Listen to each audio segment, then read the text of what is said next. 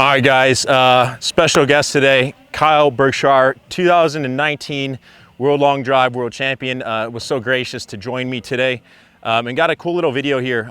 So Kyle got into long drive in 2017, correct? I got into long drive in the summer of 2018, only had 2 events. But the thing about Kyle is I've always kind of used Kyle as a reference point in terms of when he got into the sport and when I got into the sport and the speeds that he was hitting in the progression. So we were just talking about this. After year 1, you went from being about 142, 143 at your first long drive event. Correct me if I'm wrong on that. Roughly, yeah. After year 1, you're kind of 45, 46, 47 in that range, correct? Yep. And then after 2 years of in the sport, and you always talk about this in terms of your speed training, you cracked the 150 club, and now you started putting up, numbers in the upper 220s. You actually hit 230 last winter. Congratulations on that.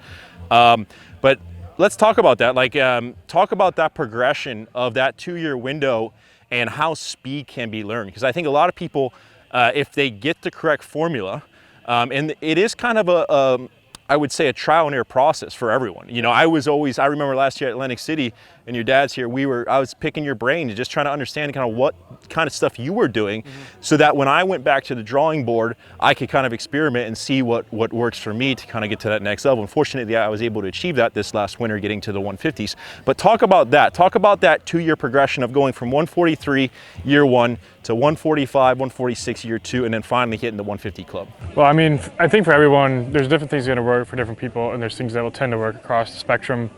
I think the simplest thing you can do is it's intent. If you're trying to hit it farther and hit it harder, typically you're going to be able to gain speed. For me, I gained a lot more speed when my hands started trailing really high. And explain that. Explain what you mean by that. They would go higher and higher at the top of the swing, and that gave me more leverage in my trunk area. Was that due to increased backswing length, would you say? It's hard to say. I would say that as my backswing length increased, it's very probable that my trunk started kind of lifting more. Because if we're flat and our backswing goes longer, it's tough to physically achieve that. So that's very possible. I don't know the exact reason, but that's definitely a very plausible reason. And for me, the higher my hands got, the more leverage I was able to generate. For some people, it might actually be, I know for guys like Borgmeyer, a huge thing for them was a forward press that gave them a wrist angle that was much steeper. There's different things for different people. And I think there's different things for different people. It just depends on the structure of someone's body and kind of how their swing is before they've started long drive. That's a huge factor. Right. It's just like everybody's tour swing's different. Everybody plays the game differently. So I think it all starts with intent. If your intent is to become a good long driver and you really train for speed, you can do that. And the key is kind of finding your own way and kind of being cognizant of certain things that are pretty repetitive amongst people that have reached high speeds. Right, so when you say intent, stuff like going out and having specific speed training days, we've had conversations about volume, but days where you're going out and you are trying to swing as hard as you can on your TrackMan and trying to make that number go up and trying different things to see where you could get the jumps and then sticking to them. Would you agree with that? Yeah, I think a big part of it is I would say you're training your body to, much like a pitcher would train his arm. Because people talk about, why isn't your back thrown out? Well, it's because our bodies are trained for it. So pitchers train for speed the same way that I think long drivers should train for speed, which is reps very consistently at a certain percentage of their max, coupled with flat out full speed training as well over a period of time should strengthen the muscles in the body to fire the muscles at a rate that creates a lot of speed. Okay, love it. Yeah, so, and I don't want to keep Kyle too long here. I want to respect his time.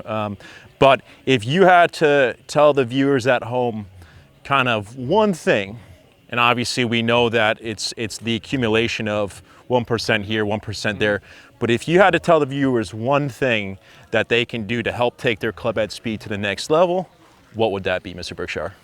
Simplest thing I can tell you ain't even related to your golf swing. You gotta get in the gym and you gotta get stronger. It's that simple. If you put on muscle mass, if you increase your lifts in the gym, your body's gonna move faster. And I think people would like to hear that because that means they don't even have to work on their swing. And obviously there's other things you can do, but that's the simplest thing that literally every single person can do tonight on their couch. They can start working out. Got it, guys. That easy. Well, you heard it here. Mr. Kyle Berkshire says that you guys need to hit the gym if you want to swing faster, and I agree 100% with that. I think that's been an important part of my process. Kyle, thank you very much for coming on. I plan to film some more content with you in the future. Obviously, he's a gracious world champion as well as you know, a very smart kid. I think that's one of the things that impressed me. Him being as good as he is, it's not an accident. He is very methodical in his thought process, and obviously his results have showed for themselves. So thank you, Kyle. I hope you guys enjoyed that. If you guys want to check out my YouTube channel, subscribe, hit the subscribe button.